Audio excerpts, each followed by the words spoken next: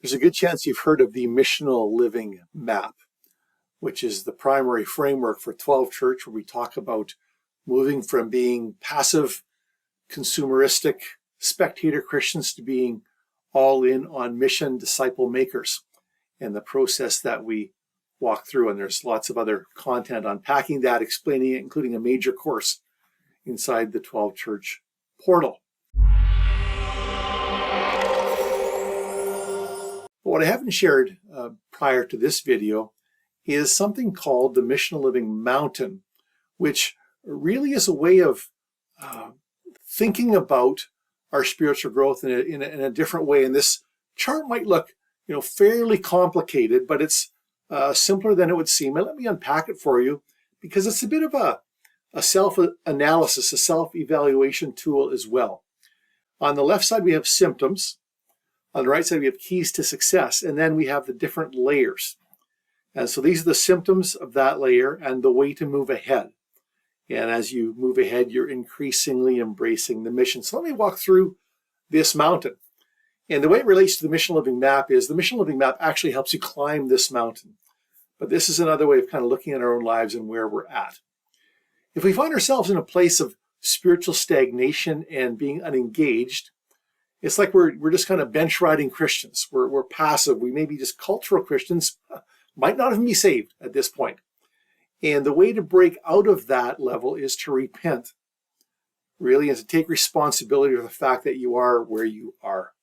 We can't blame anybody else. We can't blame how good or bad the preacher is, how good or bad the music is, anything else at all.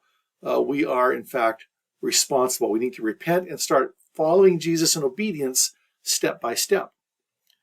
As you begin to move ahead, though, you might start to recognize a gap between yourself, even a gap between the church or small group you're part of, and what Jesus is calling you to.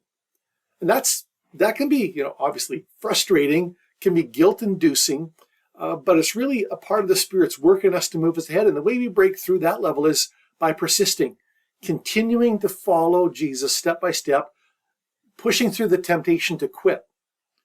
This is where we maybe recognize the Christian calling is bigger than something we've yet embraced. That Jesus doesn't just want us to, quote, invite him into our heart, whatever that means. He wants us to offer ourselves to him completely, and we need to move on from there. And as we do that, if we persist, we will come to understand the call of Jesus, that the call is to join him on mission.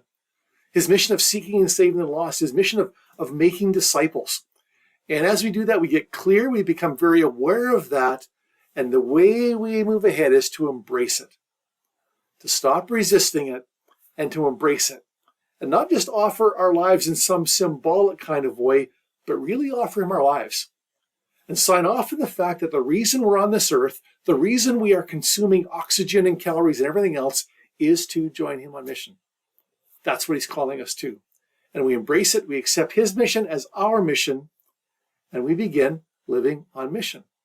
We start shaping every facet of our lives around the principle of following Jesus. This is where we're activated for mission. We're engaged on mission.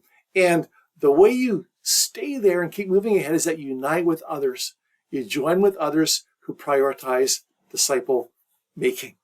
So this might be a helpful little framework for you thinking about where you're at, or where your group is at, or where your church is at. I encourage you to honestly evaluate yourself and then move ahead.